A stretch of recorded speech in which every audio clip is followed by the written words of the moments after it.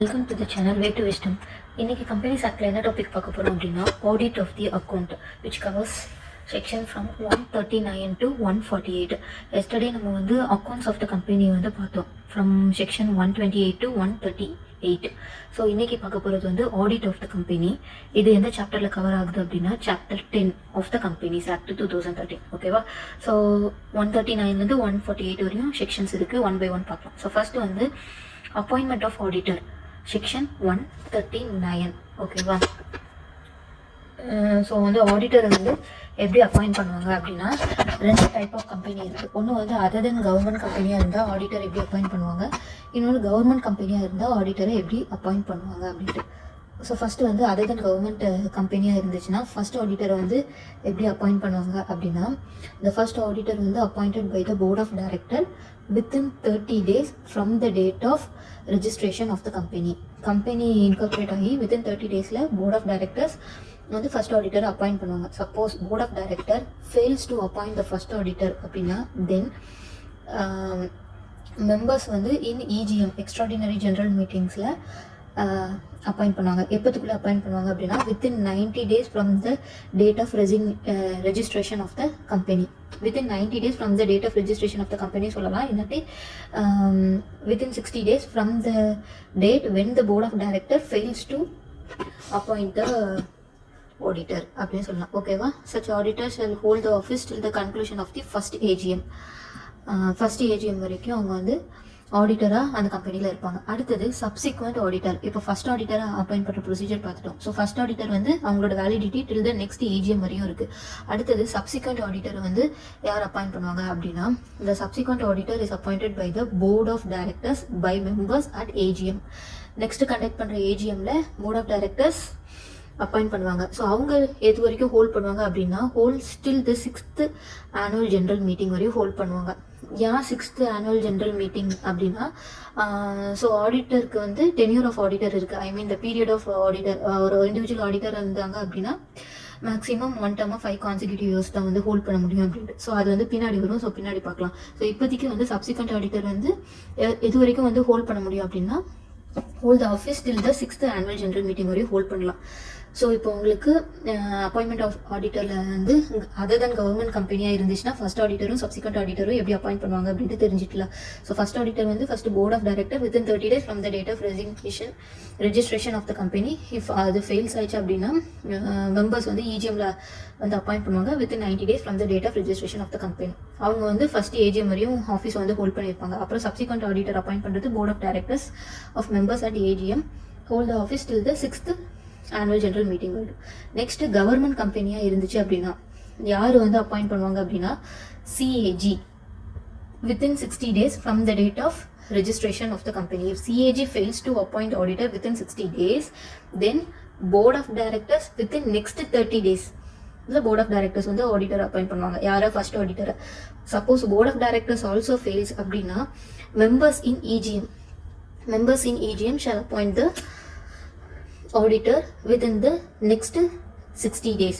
So 60 30 60 first CAG within 60 days registration company registration ஆகி within 60 daysல CAG appoint பண்ணுவாங்க. Suppose CAG fail ஆயிட்டாங்க அப்படின்னா board of directors next 30 daysல அப்பாயிண்ட் பண்ணுவாங்க. Suppose board of directors also fails to appoint the first auditor அப்படின்னா members in EGM will appoint within the next 60 daysக்குள்ள appoint பண்ணுவாங்க. Okay, இவங்களும் வந்து எவ்வளோ நாள் ஹோல்ட் பண்ணுவாங்க அப்படின்னா ஃபர்ஸ்ட் ஏஜிஎம் வரைக்கும் ஹோல்ட் பண்ணுவாங்க ஃபர்ஸ்ட் ஆடிட்டர். ரெண்டாவது சப்சிக்வெண்ட் ஆடிட்டர் வந்து யார் அப்பாயிண்ட் பண்ணுவாங்க அப்படின்னா சிஏஜி தான் அப்பாயிண்ட் பண்ணுவாங்க within 180 days from the end of the every financial year முடிஞ்சதுல இருந்து வித்தின் 180 daysக்குள்ள சிஏஜி வந்து சப்சிக்வெண்ட் ஆடிட்டரை வந்து அப்பாயிண்ட் பண்ணுவாங்க. எந்த கம்பெனி? கவர்மெண்ட் கம்பெனியில். ஓகேவா? அவங்களோட ஹோல்டிங் பீரியட் வந்து எவ்வளோ அப்படின்னா நெக்ஸ்ட் ஏஜிஎம் வரைக்கும் அவங்க வந்து ஹோல்ட் பண்ணி வைப்பாங்க. ஸோ இப்போ வந்து உங்களுக்கு செக்ஷன் 139 அப்பாயின்மெண்ட் ஆஃப் ஆடிட்டர் வந்து கிளியராக இருக்கும். நெக்ஸ்ட் வந்து manner and procedure for selections and appointment of auditor. So எந்த மேனரில் நீங்கள் வந்து ஆடிட்டரை வந்து செலக்ட் பண்ணுவீங்க அப்படின்னா சப்போஸ் கம்பெனியில் வந்து ஆடிட் கமிட்டி இருந்துச்சு அப்படின்னா அவங்க வந்து ஒரு பர்சனை வந்து யாருக்கு போர்டுக்கு வந்து ஒரு பர்சனை ரெக்கமெண்ட் பண்ணுவாங்க. அந்த ரெக்கமெண்ட் பண்ண பர்சன் வந்து போர்ட் ஆஃப் டைரக்டர்ஸ் என்ன பண்ணுவாங்க அப்படின்னா ஏஜிஎம்ல ப்ரெசென்ட் பண்ணுவாங்க. ஏஜிஎம்ல வந்து இந்த பர்சன் ஆடிட் கமிட்டி மூலயமா வந்திருக்காங்க அப்படின்ட்டு ப்ரெசென்ட் பண்ணுவாங்க.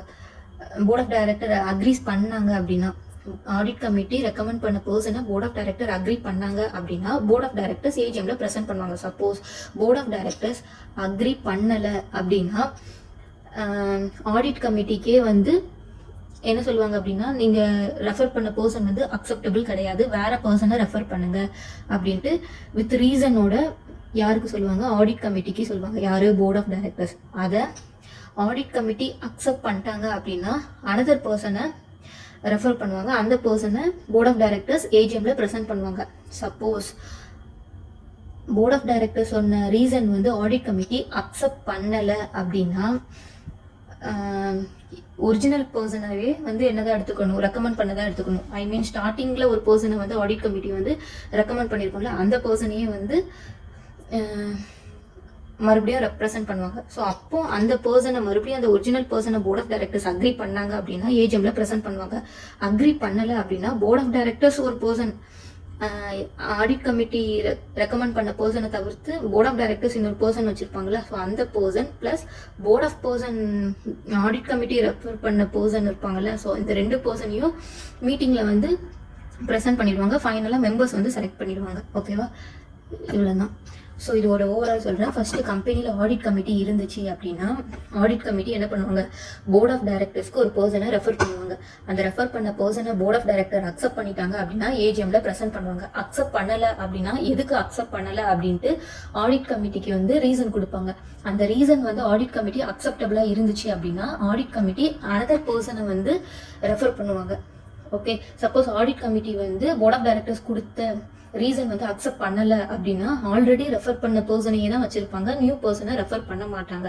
ஸோ அகெயின் வந்து என்ன பண்ணுவாங்க அப்படின்னா போர்ட் ஆஃப் டைரக்டர்ஸ் அந்த ஒரிஜினல் பர்சனையே அக்செப்ட் பண்ணலாம், இன்னாட்டி போர்ட் ஆஃப் டைரக்டர்ஸ் அனதர் பர்சனை வந்து கொண்டு வரலாம். அனதர் பர்சன் இன்னாட்டி ஒரிஜினலாக ஆடிட் கமிட்டி வந்து ரெஃபர் பண்ண பர்சன், இந்த 2 பர்சனையுமே எங்க ஏஜிஎம்ல வந்து ப்ரெசென்ட் பண்ணிடுவாங்க. ஃபர்தரா மெம்பர்ஸ் வந்து யாரை வந்து அப்பாயிண்ட் பண்ணலாம் அப்படின்ட்டு அப்பாயிண்ட் பண்ணுவாங்க.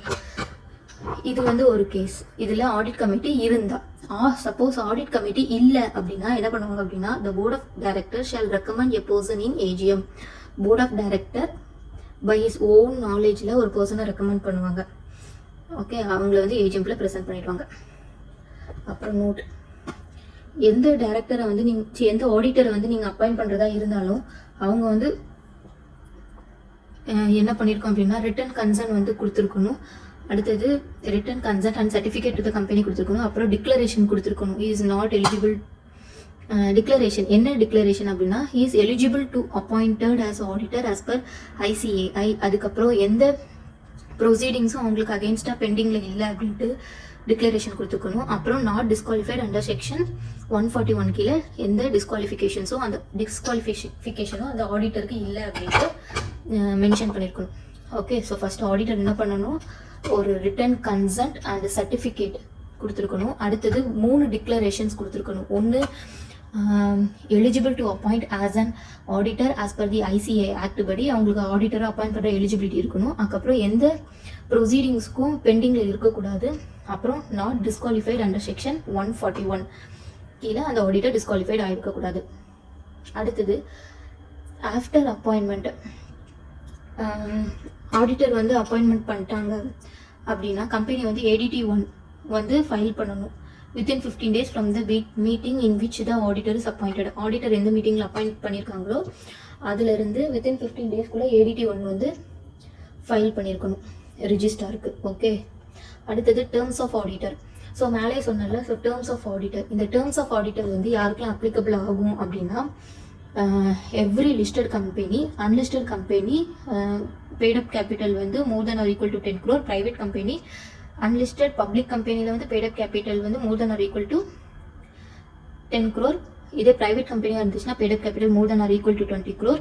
suppose unlisted public companyலையும் private companyலையும் அவங்களோட paid up share capital வந்து கொடுத்த லிமிட்டோட எக்ஸிட் ஆகலை அப்படின்னா, எக்ஸிட் ஆகலை ஆனால் அவங்களோட பப்ளிக் பாரோயிங்ஸ் ஆன் டெபாசிட் வந்து more than or equal to 50 crore exceed ஆச்சு அப்படின்னா அவங்களுக்கு டேர்ம்ஸ் ஆஃப் ஆடிட்டர் அப்ளிகபிள் ஆகும். ஓகே, ஸோ ஃபஸ்ட்டு வந்து listed company without any limit எல்லா லிஸ்டட் கம்பெனிக்கும் டேர்ம்ஸ் ஆஃப் ஆடிட்டர் அப்ளிகபிள் ஆகும். ரெண்டாவது அன்லிஸ்டட் பப்ளிக் கம்பெனிக்கு paid up capital more than or equal to 10 crore, private கம்பெனிக்கு more than or equal to 20 crore.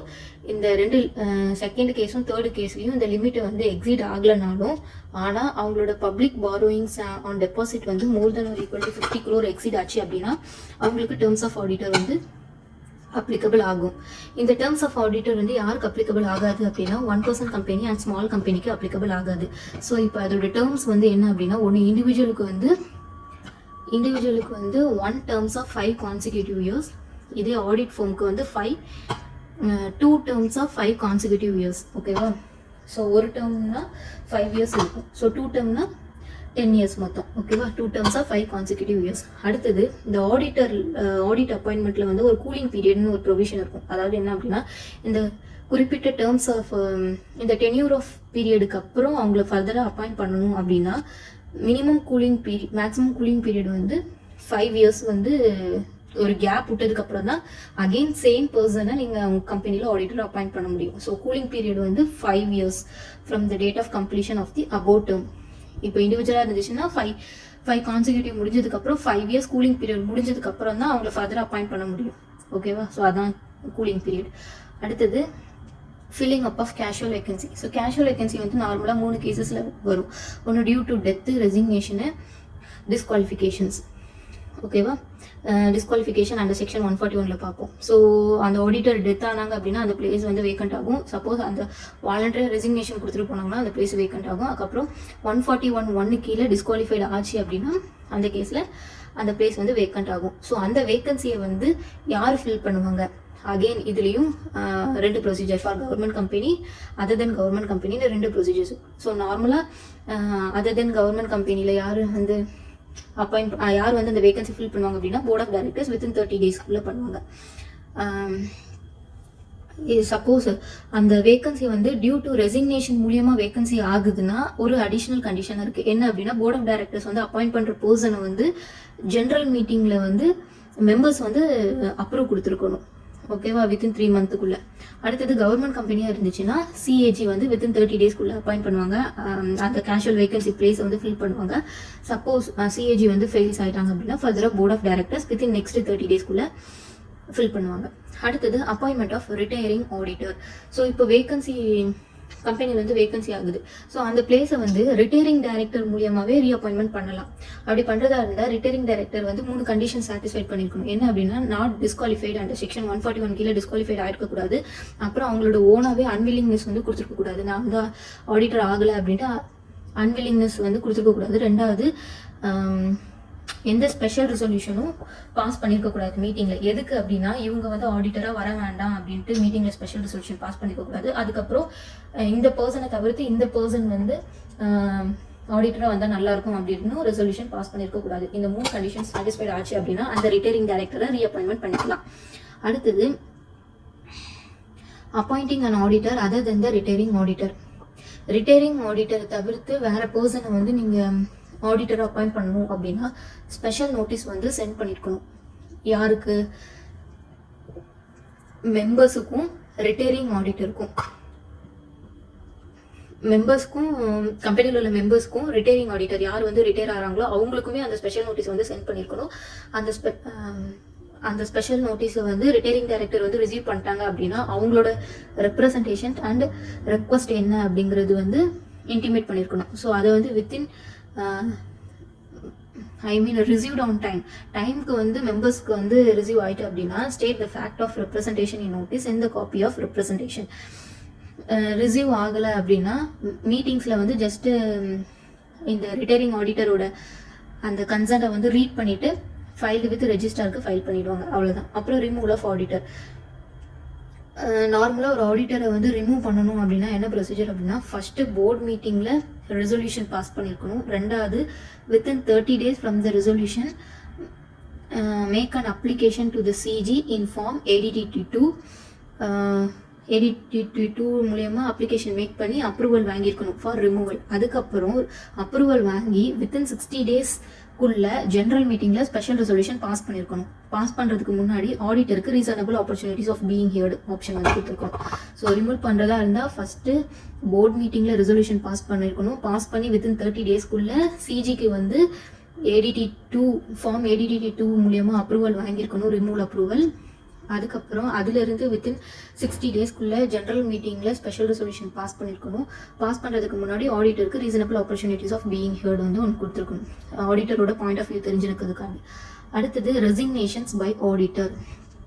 Auditor resignation பண்ணுறதா இருந்தாங்க அப்படின்னா ADT3 வந்து ஃபைல் பண்ணணும். ஓகேவா, ADT3ல் ரெசிக்னேஷன் ஃபார்ம் ஃபைல் பண்ணணும். நெக்ஸ்ட் அது கூட ஸ்டேட்மெண்ட் கண்டெய்னிங் ரீசன், எந்த ரீசன்காண்டி அவங்க வந்து ஆடிட்டர் பொசிஷன்லேருந்து ரிசைன் ஆகிறாங்க அப்படின்ட்டு ஃபைல் பண்ணியிருக்கணும் வித்தின் 30 டேஸ்க்குள்ளே. இது வந்து அதர் தன் கவர்மெண்ட் கம்பெனிஸாக இருந்துச்சுன்னா கம்பெனிக்கும் ரெஜிஸ்டருக்கு மட்டும் வித்தின் 30 டேஸ்க்குள்ளே ஃபைல் பண்ணால் போதும். இதே கவர்மெண்ட் கம்பெனிஸாக இருந்துச்சுன்னா அடிஷ்னலாக CAGயும் இன்க்ளூட் ஆவாங்க. So company register plus CAG. Okay, so auditor அதான் இருக்குது. Auditor want to send resignations, the resignation form ADT3, அப்புறம் ஸ்டேட்மெண்ட் கண்டெய்னிங் ரீசன், வேலிட் ரீசனாக இருக்கணும், shall be filed within 30 days from the date of resignations. With government company இருந்துச்சுன்னா company plus register, sorry other than government company இருந்துச்சுன்னா company plus register, government company இருந்துச்சுன்னா company plus register plus CAG. Okay, so கான்ட்ராவென்சஸ் தான்.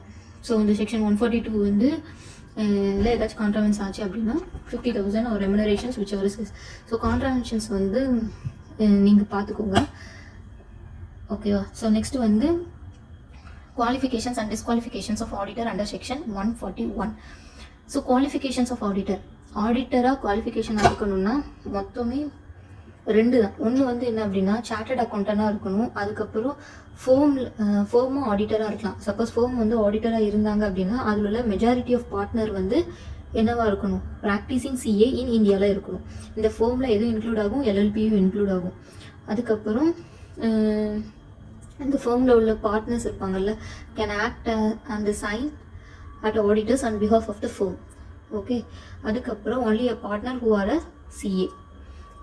இப்போ firm வந்து ஆடிட்டராக இருந்தாங்க அப்படின்னா so அவங்க அதில் உள்ள பார்ட்னர்ஸ் வந்து ஃபோமுக்கு பிஹாஃப் ஆஃப் எதுனாலும் சைன் பண்ணிக்கலாம் அப்படின்னு சொல்லியிருக்காங்க. ஸோ காமனாக மெயின் 2 பாயிண்ட் வந்து என்னென்னா chartered accountant who has a certificate of practising under chartered accountant act 1949 கீழே இருக்கணும். அடுத்தது FO who has firm appoint பண்ணுறதா இருந்தால், ஆடிட்டர் அப்பாயிண்ட் பண்ணுறதா இருந்தால் அதில் உள்ள மெஜாரிட்டி ஆஃப் த பார்ட்னர் வந்து ப்ராக்டிசிங் CA இன் இந்தியாவில் இருக்கணும். ஓகேவா, அடுத்தது டிஸ்குவாலிஃபிகேஷன்ஸ். ஸோ டிஸ்குவாலிஃபிகேஷன்ஸில் வந்து நிறைய பாயிண்ட்ஸ் இருக்குது. ஸோ கிளியராக பார்ப்போம். ஸோ ஃபஸ்ட்டு யார் வந்து ஆடிட்டராக இருக்கக்கூடாது அப்படின்னா body corporate other than LLP, அதுக்கப்புறம் officer or employee of the company. அடுத்தது a person is partner or relative வந்து கேரண்டி மோர் தென் 1 lakh. இதே இண்டிபெண்டன்ஸாக இருந்துச்சு அப்படின்னா மோர் தென் 5 lakh. அப்புறம் பிஸ்னஸ் ரிலேஷன்ஷிப் இருக்கக்கூடாது. அதில் 2 எக்ஸம்ஷன். ஒன்று வந்து என்னென்னா ப்ரொஃபஷனல் சர்வீஸாக இருக்கலாம், ஆர்ம்ஸ் லென்த் ப்ரைஸாக இருந்துச்சு அப்படின்னா அது qualified. Other then this business relationship வச்சுருந்தாங்க அப்படின்னா அது டிஸ்குவாலிஃபைடு. அடுத்தது ஹோல்டிங் செக்யூரிட்டிஸ் வந்து யார் ஹோல்ட் பண்ணியிருக்கக்கூடாது, அவங்களும் ஹோல்ட் பண்ணிக்கக்கூடாது, அவங்க பார்ட்னர் ரிலேட்டிவ்ஸ் 3 பேருமே ஹோல்ட் பண்ணியிருக்கக்கூடாது. ஆனால் ரிலேட்டிவ்ஸ்க்கு ஒரு எக்ஸம்ஷன் இருக்குது, அப் டு 1 lakh வரைக்கும் ரிலேட்டிவ்ஸ் வந்து ஹோல்ட் பண்ணிக்கலாம். ஓகே, இது எல்லாமே அந்த company, holding company, subsidiary company, அப்புறம் subsidiary of the holding company, subsidiary of the associate company. ஓகேவா, இது எல்லாத்துக்குமே அப்ளிகபிள் ஆகும். அப்புறம் அந்த ஆடிட்டரோட ரிலேட்டிவ்ஸ் வந்து அந்த கம்பெனியில் டைரக்டராகவோ கீ மேனேஜர் பர்சனலாகவோ இருக்கக்கூடாது. அடுத்தது அந்த பர்சன் வந்து அந்த கம்பெனியில் ஃபுல் டைம் எம்ப்ளாய்மெண்ட்டாக இருக்கக்கூடாது. அப்புறம் person or partner of the firm, person இல்லாட்டி பார்ட்னர் ஆஃப் த ஃபோம் அதாவது 20 கம்பெனிஸ்க்கு மேலே அவங்க ஆடிட்டராக இருக்கக்கூடாது. அந்த 20 கம்பெனிஸில் என்ன கம்பெனிஸ்லாம் இன்க்ளூட் ஆகும் அப்படின்னா பப்ளிக் கம்பெனி இன்க்ளூட் ஆகும், private company with paid up share capital more than or equal to 100 crores மேலே உள்ள ப்ரைவேட் கம்பெனி. இந்த ரெண்டுத்தையும் சேர்த்து 20 கம்பெனிஸ்க்கு மேலே ஆடிட்டர் வந்து ஹோல்ட் பண்ணியிருக்கக்கூடாது. ஓகேவா, அடுத்தது 144 கீழே வந்து அந்த பர்சன் ஆடிட்டர் வந்து சர்வீஸ் வந்து ப்ரொவைட் பண்ணியிருக்கக்கூடாது. ஓகேவா. ஸோ ஃபஸ்ட்டு வந்து யார் பாடி கார்பரேட்டாக இருக்கக்கூடாது, அது பாடி கார்பரேட் அது தென் எல்எல்பி. ஈஸியான பாயிண்ட்ஸ் ஞாபகம் வச்சுக்கோங்க. ஸோ ஃபஸ்ட் பாடி கார்பரேட் அது than LLP, officer or employee of the company, அடுத்தது அந்த பர்சன் ஹிஸ் ரிலேட்டிவ் இல்லாட்டி பார்ட்னர். இந்த 3 பேருமே கேரண்டி வந்து மோர் தென் 1 lakh வந்து அந்த கம்பெனி கொடுத்துருக்கக்கூடாது. இன்டெப்னஸ் மோர் தென் 5 lakh. பிஸ்னஸ் ரிலேஷன்ஷிப் அதில் 2 எக்ஸாமிஷன்ஸ், ஒன்று ப்ரொஃபஷனல் சர்வீஸ், இன்னொன்று ஆர்ம்ஸ் லென்த் ப்ரைஸு. அடுத்தது ஹோல்டிங் செக்யூரிட்டிஸ் வந்து ரிலேட்டிவ்ஸ்க்கு மட்டும் எக்ஸாமிஷன் எவ்வளோ அப்படின்னா அப் டு 1 lakh. அதுக்கு மேலே வந்து ஹோல்ட் பண்ணியிருக்கக்கூடாது. அடுத்தது அந்த பர்சனோட ரிலேட்டிவ் வந்து டேரக்டராகவோ கீ மேனேஜரல் பர்சனலாகவோ இருக்கக்கூடாது. அப்புறம் ஃபுல் டைம் எம்ப்ளாய்மெண்ட்டாக இருக்கக்கூடாது. மோர் தென் 20 கம்பெனிஸ்க்கு மேலே ஆடிட்டராக இருக்கக்கூடாது. அந்த 20 கம்பெனிஸில் என்னெல்லாம் வரும் அப்படின்னா பப்ளிக் கம்பெனி, ப்ரைவேட் கம்பெனியாக இருந்துச்சுன்னா paid up share capital more than or equal to 100 crore மேலே எக்ஸீட் ஆகிடுச்சு அப்படின்னா. அதுக்கப்புறம் அண்டர் செக்ஷன் 144 கீழே அந்த ஆடிட்டர் வந்து அந்த பர்சன் வந்து சர்வீஸ் ப்ரொவைட் பண்ணியிருக்கக்கூடாது. எந்த கம்பெனி? Holding company, subsidiary company. If a person appointed as an auditor and he incurs any of the above disqualification, he shall vacate the office, casual vacancy. அதாவது என்ன சொல்லியிருக்காங்க, அதான் பர்சன் வந்து ஆடிட்டர் அப்பாயிண்ட் பண்ணி இந்த டிஸ்குவாலிஃபிகேஷன்ஸ் வந்து இந்த டிஸ்குவாலிஃபிகேஷன்ஸ் கீழே வந்தாங்க அப்படின்னா அவங்கள வந்து வெக்கேட் பண்ணிடுவாங்க ஆஃபீஸில் இருந்து. ஸோ அப்போ அது கேஷுவல் வேகன்சியாக கன்சிடர் ஆகும் அப்படின்னு சொல்லியிருக்காங்க. அகைன் கேஷுவல் வேகன்சியாக இருந்துச்சுன்னா யார் அப்பாயிண்ட் பண்ணுவாங்கட்டு நம்ம மேலே பார்த்துருந்தோம். அப்படி தானே, அது தென் கவர்மெண்ட் கம்பெனிக்கு ஒரு ப்ரொசீஜர், கவர்மெண்ட் கம்பெனிக்கு ஒரு ப்ரொசீஜர்ஸ். அதான். அடுத்தது remunerations of the auditor under section 142. அடுத்தது ரெமுனரேஷன்ஸ் ஆஃப் ஆடிட்டர். ஆடிட்டருக்கு ரெமுனரேஷன் வந்து யார் ஃபிக்ஸ் பண்ணுவாங்க அப்படின்னா the remunerations of the first auditor may be fixed by the board of director. Board of director shall be fixed by the company in the general meeting. Okay. First ஆடிட்டரோட remunerations வந்து எங்கே fix பண்ணுவாங்க அப்படின்னா fixed by the board of director இல்லாட்டி shall be fixed by the company இந்த general மீட்டிங்லையும் fix பண்ணலாம்னு சொல்லியிருக்காங்க. அடுத்தது இந்த ரெமுனரேஷனில் என்னெல்லாம் இன்க்ளூட் ஆகும் அப்படின்னா ஃபீஸ் பேயபிள். அது போக ஆடிட்டர் வந்து ஆடிட் பர்பஸ்க்காண்டி ஏதாச்சும் எக்ஸ்பென்சஸ் மேக் பண்ணியிருந்தாங்க அப்படின்னா அந்த இதுவும் expenses incurred by the auditor in connections for ஆடிட்க்கு. அப்புறம் எனி ஃபெசிலிட்டிஸ் ப்ரொவைட்ஸ். இதுக்கு போக எதெல்லாம் வந்து இன்க்ளூட் ஆகாது அப்படின்னா இந்த fees payable for any other services other then this எதுவுமே இன்க்ளூட் ஆகாது. ஸோ இன்க்ளூட் ஆகுறது 3 அதை மட்டும் ஞாபகம் வச்சுக்கோங்க. ஓகேவா. ஸோ ஃபர்ஸ்ட் வந்து ஃபீஸ் பேயபிள், அதுக்கப்புறம் ஆடிட்டர் வந்து ஆடிட் பர்பஸ்க்காண்டி மேக் பண்ண எக்ஸ்பென்சஸ், அதுக்கப்புறம் எனி ஃபெசிலிட்டிஸ் ப்ரொவைட்ஸ். ஆடிட்டுக்கு வந்து ஆடிட்டர்ஸ்க்கு வந்து பர்டிகுலராக ஏதாச்சும் ஃபெசிலிட்டிஸ் வந்து ப்ரொவைட் பண்ணியிருந்தாங்க அப்படின்னா அதுவும் ரெமுனரேஷனுக்குள்ளே இன்க்ளூட் ஆகும். ஓகேவா. அடுத்தது பவர்ஸ் ஆஃப் ஆடிட்டர்ஸ். ஸோ ஆடிட்டர்ஸோட பவர்ஸ் வந்து என்ன அப்படின்னா புக்ஸ் ஆஃப் அக்கௌண்ட்ஸ் ஆக்சஸ் பண்ணலாம், அது போக வவுச்சர்ஸையும் வந்து ஆக்சஸ் பண்ணிக்கலாம். அதுக்கப்புறம் இது போக அடிஷ்னலாக இன்ஃபர்மேஷன்ஸ் எக்ஸ்ப்ளனேஷன்ஸ் எதுவும் தேவைப்படுது அப்படின்னா கம்பெனியில் வந்து இன்டிமேட் பண்ணி நம்ம கேட்டுக்கலாம். Entitle to have the necessary informations and explanations. அது போக கம்பெனிக்கு வந்து சப்சிடரி கம்பெனி இருந்துச்சு அப்படின்னா அவங்களோட புக்ஸ் ஆஃப் அக்கௌண்ட்ஸையும் வந்து இவங்க வந்து அசஸ் பண்ணி பார்த்துக்கலாம். ஸோ அவங்களோட ரெக்கார்ட்ஸ் எல்லாமே இவங்களும் இந்த ஆடிட்டரும் பார்த்துக்கலாம். ஓகேவா. So powers of auditor 3 powers இருக்குது. ஒன்று access the books of accounts, அவங்களோட books of accounts plus voucher பார்க்கலாம். அது போக அடிஷ்னல் இன்ஃபர்மேஷன் எக்ஸ்ப்ளனேஷன்ஸ் தேவைப்படுச்சுன்னா கேட்டு வாங்கிக்கலாம். அதுக்கப்புறம் access the records of all its subsidiary கம்பெனிஸோட ரெக்கார்ட்ஸையும் ஆக்சஸ் பண்ணி பார்த்துக்கலாம். அடுத்தது டியூட்டிஸ் ஆஃப் ஆடிட்டர்.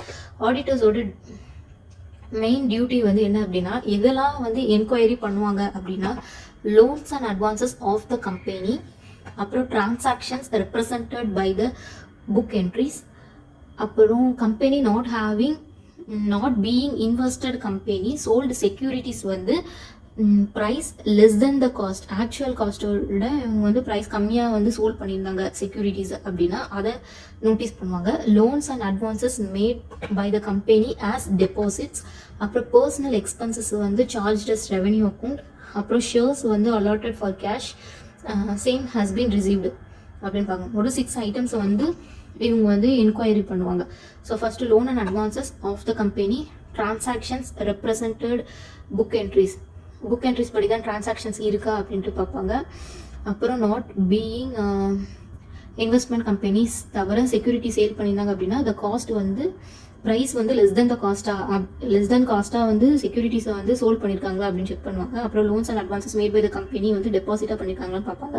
அடுத்தது பர்சனல் எக்ஸ்பென்சஸை வந்து ரெவென்யூ அக்கௌண்ட்டுக்கு ட்ரான்ஸ்ஃபர் பண்ணியிருக்காங்கன்னு பார்ப்பாங்க, சார்ஜ் பண்ணியிருக்காங்களான்னு பார்ப்பாங்க. அடுத்தது ஷேர்ஸ் வந்து கேஷுக்கு வந்து அலாட் பண்ணியிருந்தாங்கன்னா சேம் அமௌண்ட் வந்து ரிசீவ் ஆகிடுக்கா அப்படின்ட்டு செக் பண்ணுவாங்க. இதெல்லாம் வந்து ஆடிட்டர்ஸோட டியூட்டிஸ். அதுக்கப்புறம் நெக்ஸ்ட் மெயின் டியூட்டி வந்து என்னது அப்படின்னா ஆடிட்டர் கம்பெனியில் உள்ள ஃபினான்ஷியல் ஸ்டேட்மெண்ட்ஸ் எல்லாத்தையும் ஆடிட் பண்ணதுக்கப்புறம் ரிப்போர்ட் ப்ரொவைட் பண்ணுவாங்க.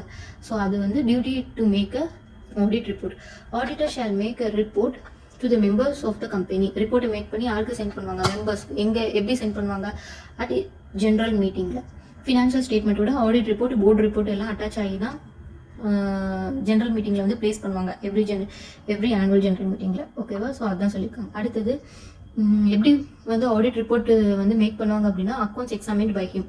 ஸோ மேலே பார்த்தோம்ல பவர்ஸ், இந்த பவர்ஸ் மூலியமாக அவங்க என்ன இன்ஃபர்மேஷன்ஸ் கேதர் பண்ணாங்களோ அது போக கீழே மெயின் டியூட்டிஸ் பார்த்தோம்ல, எதெல்லாம் இன்கொயரி பண்ணுவாங்க அப்படின்ட்டு. இந்த இன்கொயரிலாம் பண்ணி என்ன இன்ஃபர்மேஷன்ஸ் கேதர் பண்ணாங்களோ, ஆடிட்டருக்கு என்ன இன்ஃபர்மேஷன்ஸ் இருக்கோ அதை மேக் பண்ணி ஆடிட் ரிப்போர்ட் ப்ரெசென்ட் பண்ணுவாங்க ஜென்ரல் மீட்டிங்கில். அது வந்து ட்ரூ அண்ட் ஃபேர் வியூவாக தான் இருக்கும். ஓகே, அதான். அடுத்தது த ரிப்போர்ட் ஷால் ஸ்டேட். அந்த ரிப்போர்ட்டில் என்னென்னலாம் வந்து இருக்கும் அப்படின்னா, he has sought and obtained all the information and explanations necessary for the audit. ஆடிட்டுக்கான எல்லா இன்ஃபர்மேஷன்ஸும் எக்ஸ்பிளனேஷன்ஸும் கொடுத்துருப்பாங்க. அடுத்தது proper books of accounts have been kept by the company. Reports on accounts of branch office has been sent to him. Branch ஆஃபீஸோட அக்கௌண்ட்ஸும் வந்து auditors கொடுத்துருப்பாங்க. So அதுவும் ரிப்போர்ட்டில் வந்து மென்ஷன் ஆகிருக்கும். Financial statement of the company or agreement with books of accounts. அப்புறம் financial statement வந்து compliance with auditing standards, accounting ஸ்டாண்டர்ட்ஸில் தான் இருக்கா அப்படின்ட்டு பார்ப்பாங்க. அப்புறம் டேரக்டர்ஸ் வந்து டிஸ்குவாலிஃபிகேஷன்ஸ் இருந்தாங்க அப்படின்னா அது இந்த ஆடிட் ரிப்போர்ட்டில் மென்ஷன் ஆகிருக்கும். Observations and comments by the auditors have adverse effects on the company. அதுக்கப்புறம் இன்டர்னல் ஃபினான்ஷியல் கண்ட்ரோல்ஸ். இது போக any other matters as may be prescribed. So ரிப்போர்ட்டில் என்னெல்லாம் இருக்கும் அப்படின்னா, ஃபஸ்ட்டு வந்து he has sought and obtained all the informations and explanations necessary for audit. ஆடிட்டுக்கு தேவையான necessary informations அதில் இருக்கும். அப்புறம் ரெண்டாவது ப்ராப்பர் புக்ஸ் ஆஃப் அக்கௌண்ட்ஸ். கம்பெனியோட ப்ராப்பர் புக்ஸ் ஆஃப் அக்கௌண்ட்ஸ் வச்சுருப்பாங்க. அப்புறம் பிரான்ச் ஆஃபீஸ் இருந்துச்சுன்னா அவங்களோட ரெக்கார்ட்ஸ், அக்கௌண்ட்ஸ் எல்லாமே வந்து ப்ராப்பராக மென்ஷன் பண்ணியிருப்பாங்க. அப்புறம் ஃபினான்ஷியல் ஸ்டேட்மெண்ட் வந்து அக்கௌண்டிங் ஸ்டாண்டர்ட் படி இருக்கும். அப்புறம் டேரக்டர்ஸ் டிஸ்குவாலிஃபிகேஷன்ஸ் ஆச்சு அப்படின்னா அதை மென்ஷன் பண்ணியிருப்பாங்க. ஆடிட்டரோட adverse effects of the company இருக்கணும். இன்டர்னல் ஃபினான்ஷியல் கண்ட்ரோல் இதெல்லாமே வந்து ரிப்போர்ட்டில் வந்து சொல்லியிருப்பாங்க. அடுத்தது any negative remarks or qualifications made by the auditor he shall state the reason for the same. ஆடிட்டருக்கு அகேன்ஸ்ட் அதாவது நெகட்டிவ் ரிமார்க்ஸ் இருந்துச்சு அப்படின்னா ஆடிட்டர் வந்து அதை எக்ஸ்பிளனேஷன் பண்ணி கிளியர் பண்ணிடணும். ஓகேவா? அதுக்கப்புறம் every auditor shall comply with auditing standards. Auditor வந்து ஆடிட்டிங் ஸ்டாண்டர்ட் மூலியமாக தான் ஆடிட் பண்ணணும் அப்படின்னு சொல்லுவாங்க. ஸோ சேம் தான். அக்கௌண்டிங் ஸ்டாண்டர்ட்ஸ்க்கு என்ன பார்த்தோம், சிஜி வந்து ப்ரிஸ்கிரைப் பண்ணுவாங்க on basis of the ICA. ICA வந்து யார்கிட்ட கன்சல்டேஷன் வாங்கியிருப்பாங்க, என்எஃப்ஆர்ஏ. சேம் ப்ரொசீஜர் தான் ஆடிட்டிங் ஸ்டாண்டர்ட்ஸ்க்கும். ஓகேவா? அடுத்தது audit of government companies. So மேலே பார்த்த ப்ரொசீஜர்ஸ்லாம் வந்து நார்மல் கம்பெனிக்கு நீங்கள் ஆடிட் பண்ணுறதா இருந்துச்சு அப்படின்னா ஆடிட்டரோட பவர்ஸ் என்ன பவர்ஸ் எக்ஸைஸ் பண்ணுவாங்க, என்ன டியூட்டிஸ் எக்ஸைஸ் பண்ணுவாங்க, அப்புறம் ரிப்போர்ட் ஆடிட்டர் ஜென்ரேட் பண்ணுவாங்க. அந்த ரிப்போர்ட்டில் என்னெல்லாம் இருக்கும் இதெல்லாமே வந்து நார்மல் கம்பெனிஸ்க்கு பண்ணுறது. இதே தான் கவர்மெண்ட் கம்பெனிஸ்க்கும் பண்ணுவோம். ஸோ கவர்மெண்ட் கம்பெனிஸ்க்கு அடிஷ்னலாக ஒரு பாயிண்ட் வரும். என்ன அப்படின்னா, நார்மலாக கவர்மெண்ட் கம்பெனிஸ்னாலே யார் இன்வால்வ் ஆவாங்க, சிஏஜி வந்து இன்வால்வ் ஆவாங்க. ஸோ சேம் ஆடிட் பண்ணும்போதுமே சிஏஜி வந்து சில டைரக்ஷன்ஸ் கொடுத்தாங்க அப்படின்னா அந்த டைரக்ஷன்ஸை வந்து ஆடிட்டர் ஃபாலோ பண்ணணும். அந்த டைரக்ஷன்ஸையும் ரிப்போர்ட்டில் வந்து மென்ஷன் பண்ணியிருக்கணும். மென்ஷன் பண்ணிவிட்டு ரிப்போர்ட்டை வந்து யாருக்கு ஃபஸ்ட்டு ஷோ பண்ணணும்னா சிஏஜிக்கு வந்து கொடுக்கணும். ஸோ சிஏஜிக்கு வந்ததுக்கப்புறம் அவங்க within 60 days from the receipt of audit report, அவங்க கையில் ஆடிட் ரிப்போர்ட் வந்து வித்தின் 60 daysக்குள்ளே அவங்க என்ன பண்ணுவாங்க அப்படின்னா கண்டக்ட் சப்ளிமெண்ட்ரி ஆடிட். ஒன்று சிஏஜி வந்து சப்ளிமெண்ட்ரி ஆடிட் பண்ணலாம், இன்னாட்டி அது ஒரிஜினல் ஆடிட்லேயே வந்து கமாண்ட் அண்ட் ஆட் அடிஷ்னலாக ஏதாச்சும் 1-2 சேர்க்குறதா இருந்துச்சுன்னா அதை மட்டும் அந்த பாயிண்ட்டை மட்டும் சேர்த்துக்கலாம். வந்து சப்ளிமெண்ட்ரி ஆடிட் பண்ணிக்கலாம், இன்னாட்டி comment and add to the original audit. ஓகேவா? அடுத்தது audit of accounts of branch office. So branch office வந்து ஆடிட் பண்ணுறதா இருந்துச்சு அப்படின்னா, வெதர் பிரான்ச் ஆஃபீஸ் இந்தியாவில் இருந்துச்சு அப்படின்னா கம்பெனியில் உள்ள ஆடிட்டரே வந்து பிரான்ச் ஆஃபீஸையும் ஆடிட் பண்ணிக்கலாம். இன்னாட்டி any other qualified persons fulfil under section 139 fulfil பண்ணியிருந்தாங்க அப்படின்னா அவங்களும் ஆடிட் பண்ணிக்கலாம். சப்போஸ் பிரான்ச் ஆஃபீஸ் வந்து அவுட் சைடு இந்தியாவில் இருந்துச்சு அப்படின்னா கம்பெனி ஆடிட்டர் பண்ணலாம், இல்லாட்டி பிரான்ச் ஆஃபீஸில் உள்ள அக்கௌண்டன்ட் பண்ணலாம், இல்லாட்டி any other person qualified as per the law of that company. அந்த அவுட் சைடு இந்தியாவில் என்ன லாஸ் அண்ட் ரெகுலேஷன்ஸ் இருக்கோ அதுபடி குவாலிஃபைடு பர்சன் வந்து ஆடிட் பண்ணிக்கலாம் அப்படின்னு சொல்லியிருக்காங்க. சப்போஸ் பிரான்ச் ஆடிட்டர் வந்து ரிப்போர்ட் வந்து மேக் பண்ணாங்க அப்படின்னா அதை கம்பெனி ஆடிட்டருக்கு வந்து சென்ட் பண்ணணும். கம்பெனி ஆடிட்டருக்கு என்ன பவர்ஸ் இருக்கோ அதே பவர்ஸ் தான் வந்து பிரான்ச் ஆடிட்டருக்கும் இருக்குது. So branch auditor shall send the report to shall make a report and send it to the company auditor. The powers and duties of the company's auditor applicable to the branch auditor. Company auditor க்கு என்ன powers and duties இருக்கோ same powers and duties தான் branch auditors-க்கு இருக்கு. So மேலே நம்ம பார்த்தோம்ல பவர்ஸில் ஒரு 3 point, டியூட்டிஸில் ஒரு 7 பாயிண்ட்ஸ் பார்த்தோம்ல, சேம் திங் வந்து பிரான்ச் ஆடிட்டருக்கும் அப்ளிகபிள் அப்படி சொல்லியிருக்காங்க. அடுத்தது reporting of fraud by the auditor under section 143 subsection 3. இப்போ ஆடிட் பண்ணும்போது ஆடிட்டர் வந்து சில ஃப்ராடு வந்து ஆடிட்டருக்கு தெரிய வரும். ஸோ அப்போ ஆடிட்டர் என்ன பண்ணுவாங்க அப்படின்னா இதில் 2 கேஸ் இருக்குது. ஒன்று ஃப்ராட் அமௌண்ட் வந்து லெஸ் தென் 1 crore இருந்துச்சுன்னா ஆடிட்டர் வந்து என்ன பண்ணுவாங்க, டைரெக்டாக ஆடிட் கமிட்டிக்கும் போர்ட் ஆஃப் டைரக்டர்ஸ்க்கும் இன்டிமேட் பண்ணுவாங்க. இன்டிமேட் பண்ணி நேச்சர் ஆஃப் ஃப்ராடு என்ன எவ்வளோ அமௌண்ட் இன்வால்வ் ஆயிருக்கு, எந்த பார்ட்டிஸ்லாம் இன்வால்வ் ஆயிருக்காங்க அப்படின்ட்டு ஆடிட் கமிட்டிக்கும் போர்ட் ஆஃப் டைரக்டர்ஸ்க்கும் இன்டிமேட் பண்ணிடுவாங்க. அதே வந்து போர்ட் ரிப்போர்ட்லேயும் மென்ஷன் பண்ணியிருக்கணும். அதுக்கப்புறம் அதில் ரெமடியல் ஆக்ஷன்ஸும் எடுத்துருக்கணும். ஓகேவா. அடுத்தது சப்போஸ் இது வந்து fraud involving less than 1 crore. Suppose fraud involving amount more than 1 crore இருந்துச்சு அப்படின்னா அப்போ ஆடிட்டர் வந்து என்ன பண்ணுவாங்க அப்படின்னா forward the report to the board or audit கமிட்டிக்கு ஃபார்வர்ட் பண்ணுவாங்க. ஆடிட்டருக்கு ஃப்ராடு வந்து கம்பெனியில் இன்வால்வ் ஆகிடுக்குன்னு தெரிஞ்ச இமீடியட்டாக 2 daysக்குள்ளே ஆடிட் கமிட்டிக்கும் போர்ட் ஆஃப் டைரக்டர்ஸுக்கும் வந்து ரிப்போர்ட்டை சென்ட் பண்ணிடுவாங்க. ஸோ ஆடிட் கமிட்டியும் போர்ட் ஆஃப் டைரக்டர்ஸும் வித்தின் 45 daysக்குள்ளே ரிப்ளை பண்ணிடணும். ரிப்ளை பண்ணியிருந்தாங்க, ஆன் டைமுக்கு ரிப்ளை பண்ணியிருந்தாங்க அப்படின்னா ஆடிட்டர் வந்து என்ன பண்ணுவாங்க அப்படின்னா shall forward his report. Auditor make பண்ண அந்த ரிப்போர்ட்டும் audit committee and board of directors கொடுத்த ரிப்ளையும் சிஜிக்கு வந்து சென்ட் பண்ணுவாங்க. எத்தனை within 15 days from the receipt of reply. அவங்களுக்கு ரிப்ளை வந்ததுலேருந்து வித்தின் 15 daysக்குள்ளே சிஏஜிக்கு வந்து சென்ட் பண்ணணும். சப்போஸ் ஆடிட் கமிட்டியும் and board of directors reply பண்ணலை அப்படின்னா ஆடிட்டர் என்ன ஃபார்வர்ட் பண்ணுவாங்க அப்படின்னா அவங்களோட ரிப்போர்ட்டும் அதுக்கப்புறம் ரிப்ளை வந்து யார்கிட்டேருந்து வரல, audit committee and board of டைரக்டர்கிட்டேருந்து வரல அப்படின்ட்டு ஒரு ஸ்டேட்மெண்ட்டும் யார்கிட்ட கொடுப்பாங்க அப்படின்னா சிஏஜிட்ட வித்தின் ஸ்டிப்புலேட்டட் டைம்குள்ளே வந்து கொடுக்கணும். ஸோ ஸ்டிப்புலேட்டட் டைம் தான் கொடுத்துருக்கு, பெர்ஃபெக்டாக டைம் வந்து மென்ஷன் ஆகல. ஸோ இது வந்து ஃப்ராட் இன்வால்விங் மோர் தென் 1 crore. அடுத்தது இந்த செக்ஷன் 143(2) வந்து அப்ளிகபிள் டு யாருக்கு அப்படின்னா cost accountant in practice, company secretary in practice. Penalty same penalty வந்து நீங்கள் பார்த்துக்கோங்க. ஸோ நெக்ஸ்ட்டு வந்து என்னது அப்படின்னா under section 144 auditor not to render certain services. So auditor வந்து நார்மலாக என்ன சர்வீஸ் பண்ணுவாங்க அப்படின்னா என்னென்னலாம் வந்து போர்ட் ஆஃப் டைரக்டர்ஸும் ஆடிட் கமிட்டியும் அப்ரூவ் பண்ணியிருக்காங்களோ அதை தான் வந்து ஆடிட்டர்ஸ் வந்து பண்ணுவாங்க. அந்த சர்வீஸ் தான் ஆடிட் பண்ணுவாங்க, அதை தந்துட்டு எதுவும் பண்ண மாட்டாங்க. ஓகேவா. ஸோ இது வந்து இம்பார்ட்டன்ட் கொஸ்டின்ஸ் நோட் பண்ணிக்கோங்க. இந்த 9 பாயிண்ட்ஸுமே படிச்சு தான் ஆகணும். ஸோ ஆடிட்டர் என்ன சர்வீஸ்லாம் பண்ண மாட்டாங்க அப்படின்னா அக்கௌண்டிங் அண்ட் புக் கீப்பிங் பண்ண மாட்டாங்க.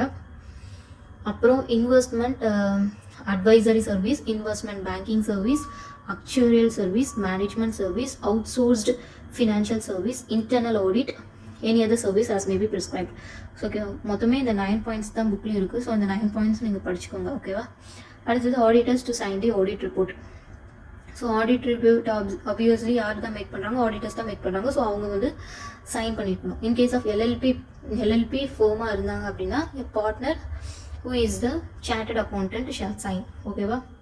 அப்புறம் auditors to attend the general meeting under section 146. So மெம்பர்ஸ்க்கு வந்து ஆடிட்டர்ஸும் வந்து ஜென்ரல் மீட்டிங்கை வந்து அட்டன் பண்ணலாம். ஓகேவா.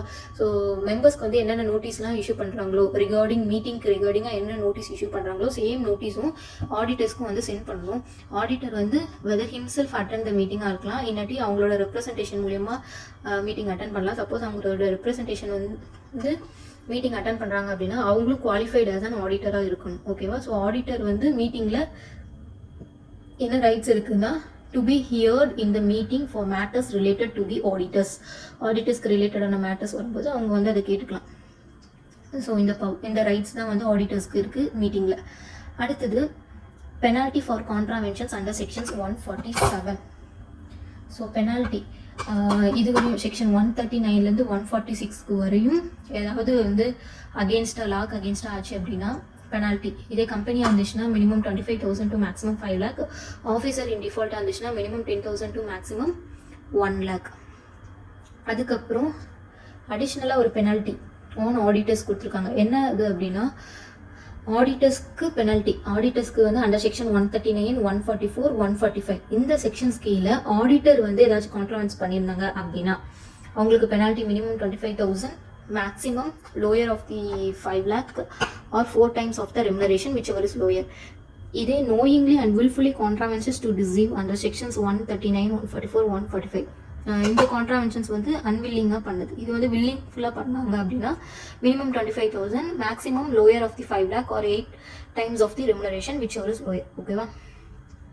அடுத்தது auditor who has convicted shall refund the remuneration he received.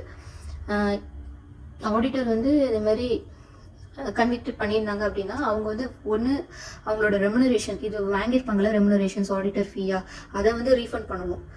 இல்லாட்டி pay for damages to the கம்பெனிக்கு என்ன டேமேஜ் ஏற்பட்டிருக்கோ அதுக்கான அமௌண்ட் கொடுக்கணும் கம்பெனிக்கு, ஸ்டாட்டுட்டரி பாடிக்கு. இல்லாட்டி எந்த பர்சன் ஆடிட்டர் மூலியமாக அஃபெக்ட் ஆனாங்களோ அந்த பர்சனுக்கு கொடுத்துருக்கோம். எ பர்சன் ஹாஸ் கன்விக்டட் ஏதாவது ஃப்ராடோ ஏதாச்சும் பண்ணியிருந்தாங்க அப்படின்னா ஃபர்ஸ்ட் ஒன்று அவங்களோட ரெமுனரேஷன்ஸ் அப்படியே கொடுக்கணும். இல்லாட்டி பே ஃபார் டேமேஜஸ் அவங்க என்ன டேமேஜ் மேக் பண்ணாங்களோ அதுக்கு வந்து பே பண்ணணும். யாருக்கு? கம்பெனிக்கு பண்ணணும், ஸ்டாட்டுட்டரி பாடிஸ்க்கு பண்ணணும், இல்லாட்டி any other person was affected by the auditor. ஓகேவா. அடுத்தது லாஸ்ட் செக்ஷன் 148. 148 cost audit. ஓகேவா. ஸோ காஸ்ட் ஆடிட் வந்து எப்போ அப்ளை ஆகும் அப்படின்னா to form production and services more than 35 crore மேலே இருந்துச்சு அப்படின்னா கம்பெனியில் ப்ரொடக்ஷனோ சர்வீசஸோ மோர் தென் 35 crore மேலே இருந்துச்சு அப்படின்னா central government may order such class or classes of companies engaged in production of goods or providing services. ஓகேவா. அப்போ to include particulars of materials, labors, items of cost in the books of accounts under section 128 in form CRA 1. இது வந்து cost audit. அடுத்தது இந்த cost audit வந்து audit பண்ணுவாங்கல்ல. So audit பண்ணுறதுக்கு 2 செக்மெண்ட்டாக பிரியுது. ஒன்று ரெகுலேட்டட் செக்டார், நான் ரெகுலேட்டட் செக்டார். ஸோ புக்கில் வந்து எதெல்லாம் ரெகுலேட்டட் செக்டார் கீழே வரும், இதெல்லாம் நான் ரெகுலேட்டட் செக்டார் கீழே வரும், இன் டீட்டெயில்டாக இல்லை. ஸோ ஜஸ்ட் இந்த ரெகுலேட்டட் செக்டர்ஸாக இருந்துச்சு அப்படின்னா அவங்களோட overall annual turnover of the product or services வந்து more than or equal to 50 crore இருந்துச்சுன்னா அப்போ ஆடிட் வந்து மேண்டேட்டரி. அடுத்தது aggregate turnover of the individual product or services more than or equal to 25 crore மேலே இருந்துச்சு அப்படின்னா அப்போது audit வந்து ரெக்வர்டு. இதுவும் சிஜி தான் டைரக்ட் பண்ணுவாங்க. ஓகேவா. ரெகுலேட்டட் செக்டாரில் 2, ஒன்று வந்து ஓவரால் ஆனுவல் டர்ன் ஓவர் வந்து ப்ராடக்ட் ஆர் சர்வீசஸ் தான். ஓகேவா. எல்லாத்தையுமே product or services more than 50 crore இருந்துச்சுன்னா ஒன்று. இன்னொன்று aggregate turnover of individual of product or services more than or equal to 25 crore மேலே இருந்துச்சு அப்படின்னா அப்போ ஆடிட் பண்ணுவாங்க, காஸ்ட் ஆடிட் பண்ணுவாங்க. இதே நான் ரெகுலேட்டட் செக்டராக இருந்துச்சுன்னா சேம் ப்ரொவிஷன் தான், லிமிட் மட்டும் சேஞ்ச் ஆகும். ஓவரால் ஆனுவல் டர்ன் ஓவருக்கு வந்து more than or equal to 100 crore இது அப்படியே ட்வைஸ் பண்ணணும். ஓகேவா. அடுத்தது ஆக்ரிகேட் டர்ன் ஓவர் ஆஃப் இண்டிவிஜுவலுக்கு வந்து இங்கே 25 crore பார்த்தோம், இங்கே 35 crore அவ்வளோதான். காஸ்ட் ஆடிட் வந்து conducted by cost accountant in practice appointed and remuneration decided by the board on recommendations of the audit committee. Cost audit யார் பண்ணுவாங்க? ஆப்வியஸ்லி காஸ்ட் அக்கௌண்டன்ட் தான் காஸ்ட் ஆடிட் பண்ணுவாங்க. காஸ்ட் அக்கௌண்டன்ட் வந்து எப்படி appoint பண்ணுவாங்க? Appointed and remuneration recommended by the board of directors. அவ்வளோதான். So next வந்து கேரோங்கிறது வந்து company auditor report order 2020. So இது வந்து கொஞ்சம் ரிவைஸ்ட் ஆகிருக்கு. 2016லேருந்து இப்போ 2020 வந்து மாடிஃபை பண்ணியிருக்காங்க.